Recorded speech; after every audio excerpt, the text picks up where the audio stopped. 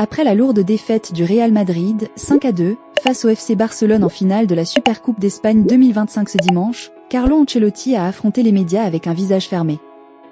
L'entraîneur italien n'a pas mâché ses mots, des déclarations qui n'ont pas manqué d'agacer de nombreux supporters madrilènes. Carlo Ancelotti est au centre des critiques après la démonstration du Barça face au Real Madrid en Arabie Saoudite.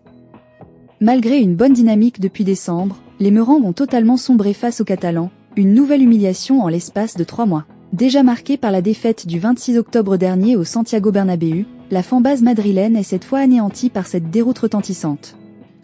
Les choix d'Ancelotti, jugés incompréhensibles, sont particulièrement critiqués, tant ils semblent avoir contribué au naufrage collectif de dimanche. Les révélations d'Ancelotti après l'amère défaite 5-2.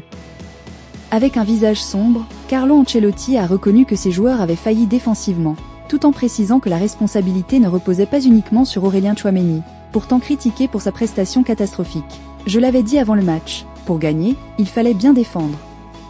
Et nous avons mal défendu. Nous avons été mauvais de la première à la dernière minute. Même à 10 contre 11, nous avons été en difficulté. Nous avons mal défendu, que ce soit en bloc bas ou en pressing haut. Barcelone a été meilleur que nous, ils ont mieux défendu, a déclaré le technicien italien. Interrogé sur les performances individuelles, notamment celles de Lucas Vázquez et Aurélien Tchouaméni, régulièrement pointés du doigt par les médias, le coach de 65 ans a refusé de désigner un coupable. Je ne parlerai d'aucun joueur en particulier. Nous sommes une équipe. Alors que certains déplorent le manque d'envie des Madrilènes, incapables d'élever leur niveau de jeu après l'expulsion du gardien barcelonais pour une faute sur Kylian Mbappé, le seul rayon de lumière côté madrilène, Carlo Ancelotti n'a pas cherché d'excuses. Il a admis sans détour que son équipe avait très mal joué, laissant peu de motifs de satisfaction après cette lourde défaite. Nous n'avons pas su exploiter efficacement le pressing haut, et nous avons manqué de solidité en bloc bas. Ils ont marqué leur but avec une certaine facilité. À la pause, j'ai demandé aux joueurs d'essayer de retrouver notre jeu. Je comprends la tristesse des supporters, nous aussi, nous sommes déçus et abattus. Il faut maintenant se projeter vers l'avenir et préparer le prochain match. Quand le Barça a écopé d'un carton rouge, j'ai pensé que nous aurions peut-être une chance de revenir au score, a déclaré Ancelotti, des propos rapportés par Relevo. Que doit faire le Real Madrid maintenant?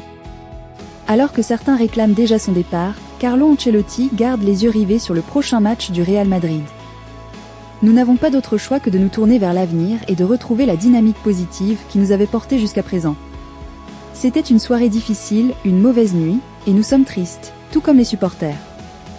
Il ne faut pas le cacher, a-t-il déclaré face aux médias. Cette défaite de dimanche, marquante à plus d'un titre, risque de laisser des traces dans une équipe qui peine à s'imposer contre les grosses écuries cette saison.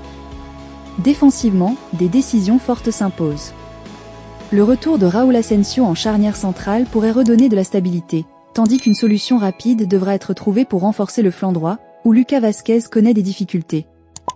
Par ailleurs, des joueurs clés comme Vinicius Junior doivent impérativement se recentrer sur leur performance et retrouver leur meilleur niveau sur le terrain. Une chose est sûre, les prochaines heures et les prochains jours s'annoncent cruciaux et mouvementés dans les coulisses du Real Madrid.